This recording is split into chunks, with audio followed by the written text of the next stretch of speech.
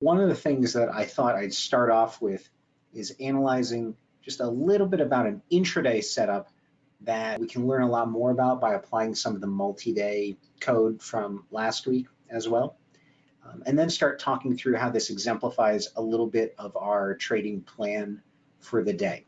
Not every trade is going to be quite this clean, quite this big, quite this easy, but this is what we're looking for, particularly of the trend variety. So I see, 2 or 3 clean opportunities here for trade. We're referring specifically just to the intraday VWAP for right now. We'll get into the multi-day VWAP stuff, as I said. First opportunity is the retreat back to volume weighted average price, making for a nice type 1 short mid-morning. And then as the pattern broke lower, when I say the pattern, I'm referring to this kind of a flag. Look at the point of breakage. It's right at the deviation band, offering a nice type 2 short opportunity. And you remember me saying this somewhat before, that a type 2 short does not have to move away from the deviation band and retreat back towards it. It can be a cross into the fast lane as well. So let me draw that brief example. Let's say we have a declining volume weighted average price, have our deviation band, and as the market kind of wobbles around that fast lane divider, as it crosses, we don't necessarily need to wait for it to pull back to give us a perfectly safe entry. If we recognize that there's been a lot of prior support that no longer exists, as we break it, it becomes resistance, I'd rather you try and get aboard that trade quickly with a stop just over the last structured high in that kind of wobbly consolidating pattern, right? So that's the same opportunity we see here as it spills lower out of the flag. Notice also that we have a declining strong slope for most of the day. Let's actually draw that in as well. There's a brief period of flattening. You actually see down here on the indicator that it somewhat goes back to neutral slope. But that's because we're kind of stuck in the slow lane for a brief period of time. Notice that the real activity, the real directional movement occurs, this is not rocket science, by the way, in the fast lane. When we're stuck in the slow lane, sure, there's an opportunity for entry, but we don't really know if this is just going to go down to the -1 deviation band or if it's going to continue lower. We get that confirmation not only with the price break, but the picking back up of slope, which gives us more and more inertia or likelihood to continue throughout the day. Now notice when we're referring to stops, we don't necessarily need to give it a ton of room, especially when it respects either the VWAP or the deviation band so cleanly. What I mean by that is I typically recommend a quarter or a half deviation on the other side of the volume weighted average price or DEV band as far as a stop. So if your entry was somewhat near the volume weighted average price, you give it a little bit of wiggle room. However, as the trade develops and we cleanly reject off of the VWAP or aggressively start moving away from the deviation band, why do we need to give it a full half deviation of risk? Why do we need to wait around for the trade to potentially move up and damage us when it's already showing us that it's confirming and moving in the appropriate direction? So we could quickly kind of ratchet that stop down to be effectively a break above that prior high, or the high at which kind of coincided with the volume weighted average price. We're not going to know that in the moment. We can't put our stop a penny away in the moment. But we can, as the trade develops, pull our net risk down to near zero.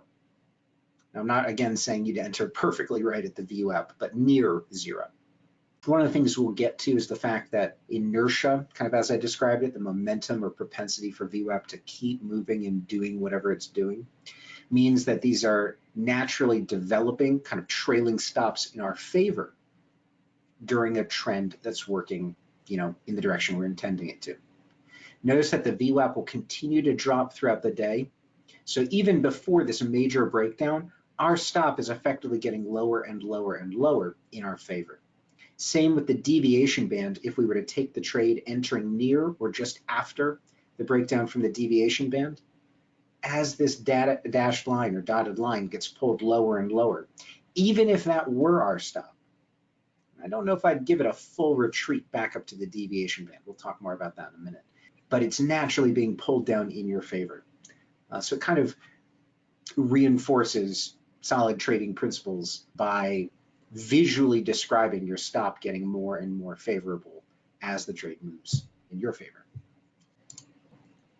So now let's take a look at how using multi-day VWAP analysis might have helped us a little bit to better understand this trade. So we've already got a couple signals: a declining volume weighted average price, respect of the VWAP, kind of traditional technical analysis pattern, a flag. After a strong breakdown of the VWAP, we didn't really discuss this, but it gapped up with the market. Broad market had a big gap up, right? It tried to break higher and then could not survive at the VWAP. So that was our first clue that there was some bearishness. Rejection at the VWAP itself, around 10:30 or so, second clue. And then the forming consolidation or a flag that breaks lower into the fast lane, that would be, I guess, our third clue, if you will. What if we used multi-day VWAP? So our first kind of usual suspect, if you will, is we're going to apply the prior day's volume weighted average price. So we're going to use a days ago VWAP set to 1 day ago. And in this case, we're going to turn off VWAP signals. So that's going to make it a monochromatic VWAP. That'll make it easier to see. And when we apply this study, it's going to look a little wonky at first, but bear with me as I scale this chart again. Notice there's some additional pretty significant clues that are occurring based off of yesterday's volume weighted average price. So all we're doing is we're trailing the VWAP onward into the next day. Same with the deviation bands. And that's what's going to be really critical, particularly on this chart. Look at this VWAP, deviation band, respect. Multiple times. You could even say somewhat right in here before it breaks down.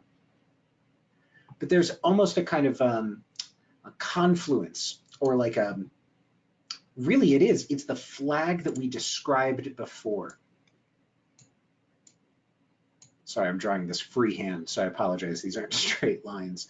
But you can see here that what we're experiencing is the kind of macro support from that prior day's rising 1 deviation band, macro resistance from the intraday VWAP. We're being forced or kind of funneled in between those two major areas of support and resistance.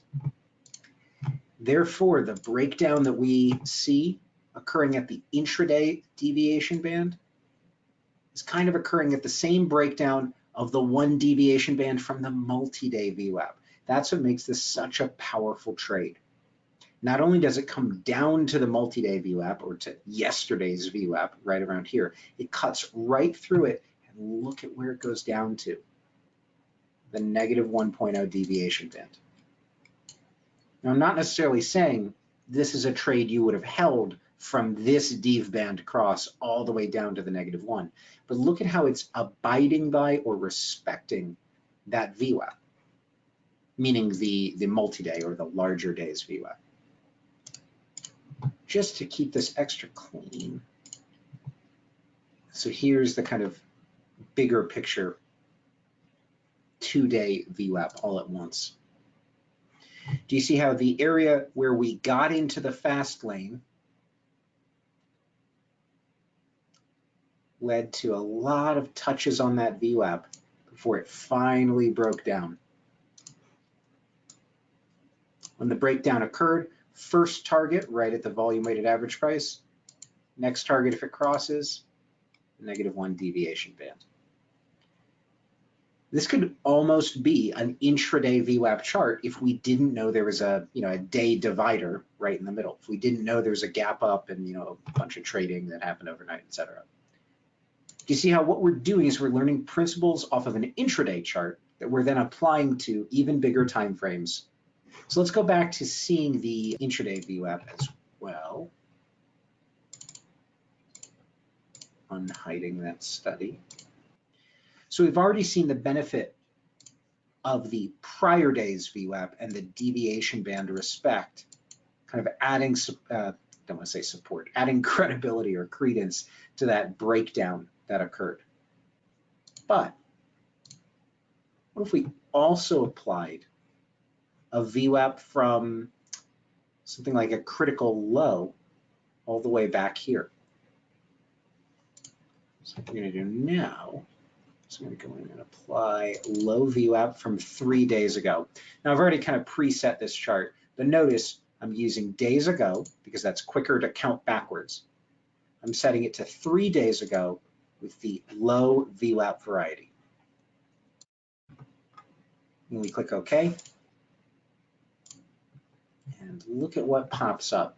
So it's a little hard to observe at first, but notice that we're launching a VWAP from what appears to be a significant intraday low. I wouldn't necessarily trust the actual lowest low on this chart in this case, just because it's kind of a rocky low right at the start of the day. There's clearly much more developed trading happening throughout the mid-morning and mid-session. Launching a VWAP from here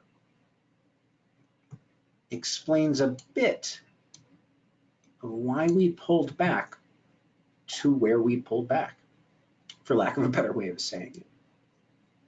Using multi-day VWAP analysis allows us to start detecting areas that are likely to act as support or resistance, but not always just in a trade entry sense.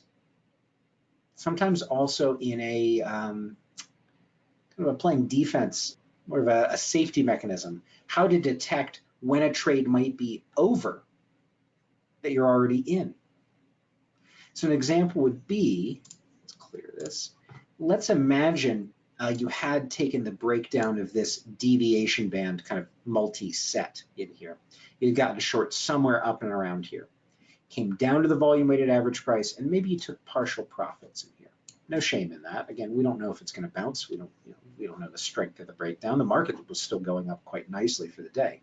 But let's say you stayed in a part of the trade, came down towards the deviation band, and you said, well, I don't know, what if this thing just keeps going? I might want to stay in that trade. Perhaps the observation that we've got a major volume weighted average price over the last several days and a significant break higher, a couple percent at least, to which we are now reverting or retreating. If there ever was a time to cover the remaining portion of your position, it'd be near that volume weighted average price. Not saying it couldn't go lower, but the likelihood of some sort of bounce or chop or consolidation around which here would be an opportune exit, that makes a lot of sense. Once we're able to see or materialize or calculate on our screen actual support and resistance from critical turning points in the market. Otherwise, we are literally guessing. We're drawing lines manually, discretionarily on our charts.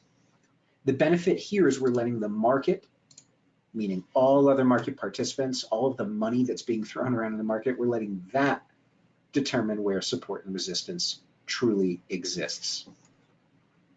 So here's another way of looking at this. Let's go ahead and hide these studies for a second.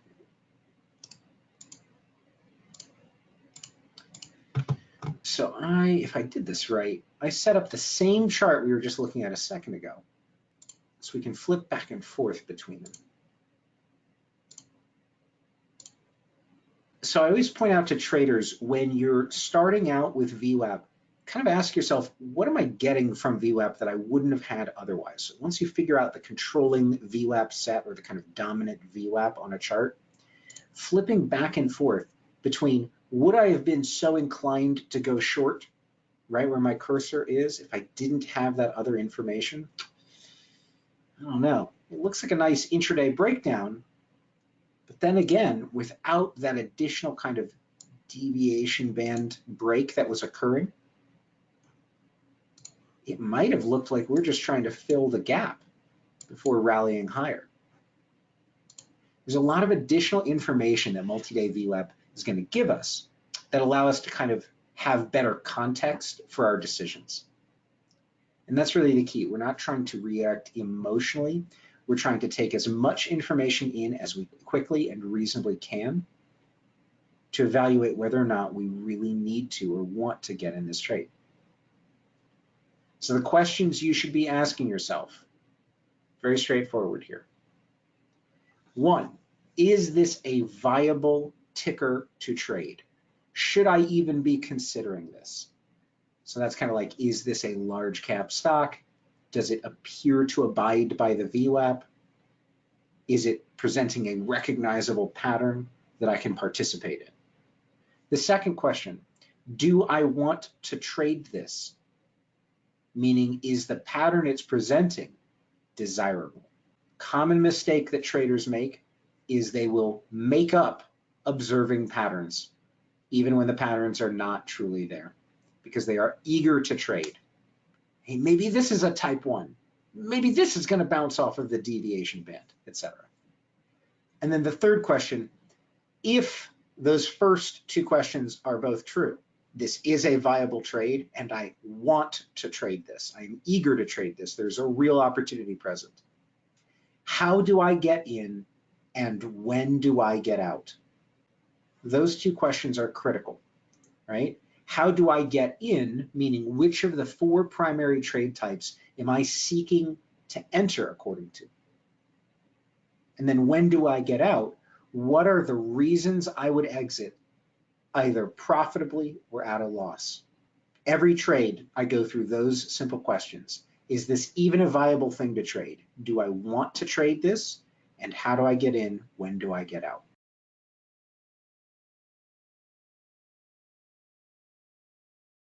I do use the multi-day VWAPs in my day trading, but because it needs to be idiosyncratically set to each chart's requirements, I tend to start with just the 1 day, meaning yesterday's VWAP, and the 5-day, 5 days ago, in addition to my normal intraday VWAP. That's my standard set. And it doesn't mean that's going to be calibrated to every chart. So I may tweak and adjust it based on what I observe with each chart. But that is definitely the starting set. And if nothing else, that's going to give me kind of a reference point or benchmark for how the stock has just been trading over the last couple of days. Forget support and resistance, forget entries or exit criteria. It's just going to give me a broad representation, kind of like a 20 or a 50 or a 200 moving average might. But rather than trusting that that's going to be support and resistance, we're just treating it as representative of recent price behavior. You know, specifically with the multi-day VWAP, as far as day trading goes, Netflix actually is a great example, believe it or not. Let's take a look at applying, which one do I want to use? I'll use this one for days ago. And we want just the prior day's volume weighted average price. So that's what we're going to be applying here. And now at a glance, this may look a little difficult with all the deviation bands, but look at this pullback right to the prior day's volume weighted average price before a big launch occurs. Now, I wouldn't argue that this is a particularly significant day, but look at how the stock traded with respect to that volume weighted average price. Broad market had gapped up significantly, but Netflix didn't. It gapped up lightly. It found some effective support right at the open at or around that volume weighted average price, rallied up and couldn't sustain it, barely came back to touch it once before a rip-roaring move to the upside. So do I traditionally or typically use prior day's volume weighted average price? If nothing else, as a reference point? Yes, absolutely.